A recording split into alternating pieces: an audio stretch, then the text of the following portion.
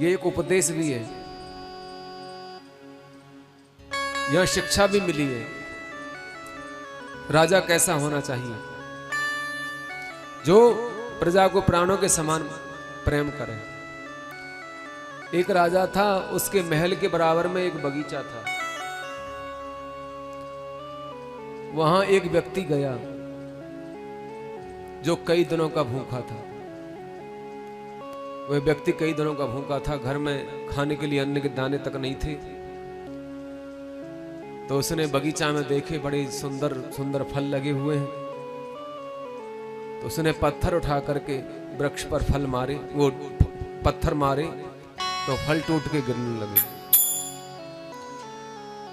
तो उसने अपने कपड़े में फल रख लिए, घर को ले जाऊंगा, बच्चों को खिला दूंगा। उसने एक फल जो कुछ ऊंचे पर लगा हुआ था वृक्ष पर, उसे तोड़ने के लिए पत्थर उठाया। जैसे ही पत्थर मारा तो वह पत्थर फल में नहीं लगा, किंतु वह पत्थर राजा के महल की जो खिड़की थी उसमें जाके लगा, और वह पत्थर राजा के सिर में जाके लगा, खिड़की तोड़ के।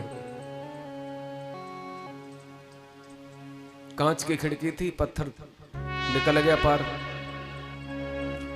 राजा के सिर में जाके लगा। राजा उस समय सभा में बैठा हुआ था, सिर से खून की धारा बहने लगी। मंत्रियों ने तुरंत दौड़ करके सैनिकों के द्वारा उस व्यक्ति को पकड़ लिया। उसने बहुत कहा कि मैंने जान के ऐसा नहीं किया, मैं तो भूखा था इसलिए फल तोड़ रहा था, मुझे पता नहीं था। राजा के सामने लाके खड़ा कर दिया और कहने लगे, महाराज इसे मृत्यु दंड मिलना चाहिए, आपको पत्थर मारा इसने।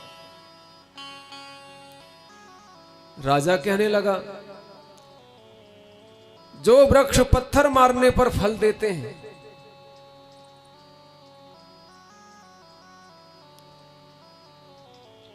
और मैं इसे पत्थर मारने पर मृत्यु दंड दूं, तो मैं तो वृक्षों से भी गया गुजरा हूं। ध्यान से सुनना ये बात, जो वृक्ष पत्थर मारने पे फल दे रहे हैं पत्थर मारने पर भी, और इसने मेरे पत्थर मार दिया तो मैं इसे क्या दूं? मृत्यु। ऐसा नहीं कर सकता मैं। तो कहने का तात्पर्य है, राजा को अपनी प्रजा से पुत्र के समान प्रेम करना चाहिए। गुरुदेव वशिष्ठ कह रहे हैं कि जो राजा नीति नहीं जानता वह शोक करने योग्य है, और वह बनिया शोक करने योग्य है जो कृपण है। धनवान होकर के भी कृपण है, कंजूस है, जो अतिथि की द्वारे पर आए हुए अतिथि की सेवा नहीं करता। वह एक क्षुद्र व्यक्ति शोक योग्य है, जो कुछ नहीं जानता फिर भी अपने को सबसे योग्य सिद्ध साबित करने की कोशिश करता है।